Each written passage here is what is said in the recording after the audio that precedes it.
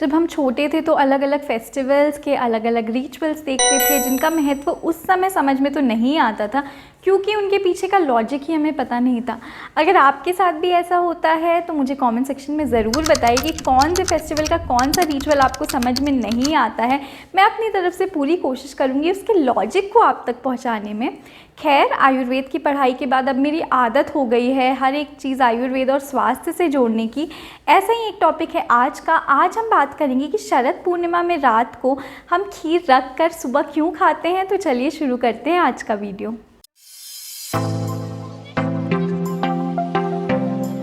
शरद पूर्णिमा पड़ती है अश्विन माह में। हिंदी कैलेंडर में 12 महीने होते हैं, उनमें एक अश्विन माह होता है जो ऑटम सीज़न यानी कि शरद ऋतु में पड़ता है। ये पित्त दोष का माह होता है। इस ऋतु में पित्त दोष नेचुरली सबकी बॉडीज़ में बढ़ा होता है।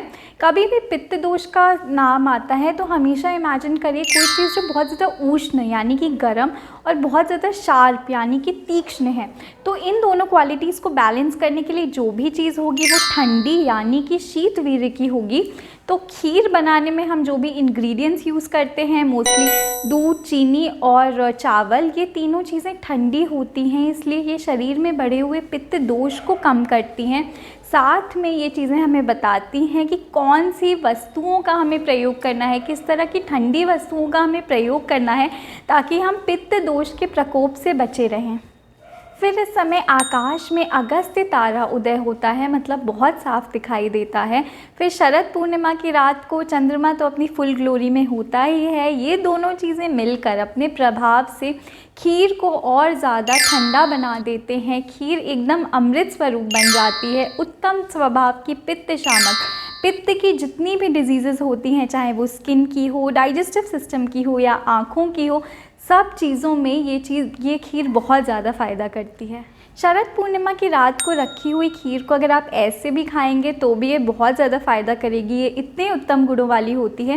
लेकिन मैं आपको यहाँ पर 2 आयुर्वेदिक औषधियाँ बता रही हूँ, बहुत आसानी से मिल जाने वाली, जिनको अगर आप खीर में डाल लेंगे तो ये उसके गुणों को और ज़्यादा बढ़ा देगी।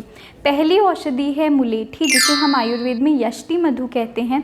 श्वसन तंत्र से संबंधित जितनी भी बीमारियां हैं, यष्टि मधु बहुत अच्छा काम करती है।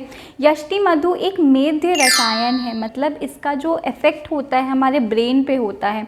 जिन भी बच्चों को अच्छे से कुछ याद नहीं रहता, कंसंट्रेशन में प्रॉब्लम आती है, या फिर जिन लोगों को एज बढ़ने के साथ साथ कम याद रहने लगता है, बहुत ज़्यादा स्ट्रेस है, उन केसेस में यष्टि मधु का बहुत अच्छा एक्शन देखने को मिलता है। 1 लीटर दूध में आप 5 से 6 ग्राम यष्टि मधु का चूर्ण, अच्छी क्वालिटी का चूर्ण, खीर बनाते समय डाल सकते हैं। दूसरी औषधि है एला यानी कि छोटी इलायची, जिसका प्रयोग हम वैसे भी खीर या फिर कुछ भी मीठा बनाने में करते ही हैं।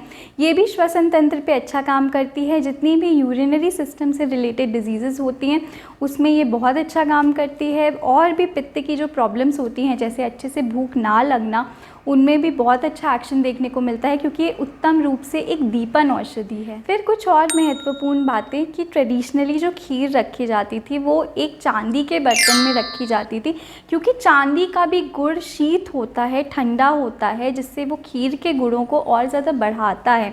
अगर आपको चांदी का बर्तन ना मिले तो आप अच्छे तरीके से साफ़ किया हुआ एक मिट्टी का बर्तन ले सकते हैं।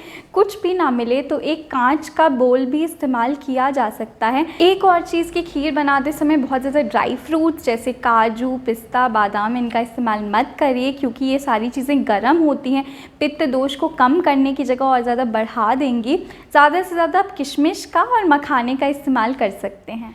मीठे में जहाँ तक हो सके वहाँ जो रिफ़ाइंड शुगर मिलती है उसकी जगह खांड शुगर का या फिर मिश्री का प्रयोग करिएगा। मैंने बहुत से यूट्यूब वीडियोस देखे हैं जहाँ पर खीर में शहद का प्रयोग किया जा रहा है। कृपया करके ऐसा मत करिएगा, चीनी और उसके डेरिवेटिव्स का ही प्रयोग करिएगा।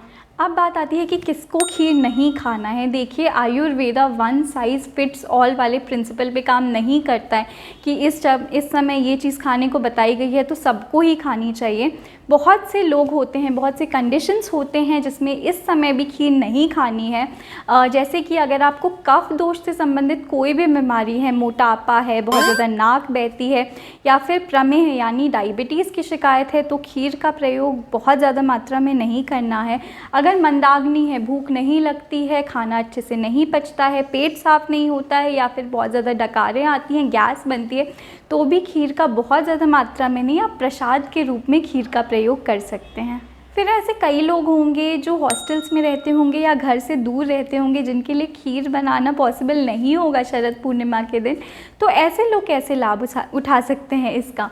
तो आप इस दिन कोशिश करिए कि चाँद की रोशनी में ज़रूर जाएं, चंद्रमा की किरणों का सेवन करें, चंद्रमा को आँखों से देखें। एक ऐसी प्रथा भी है कि शरद पूर्णिमा के दिन चंद्रमा की रोशनी में सुई में धागा डाला जा सकता है, वो भी आप प्रैक्टिस कर सकते हैं, लेकिन किसी ना किसी रूप में इस फेस्टिवल का लाभ ज़रूर उठाएं।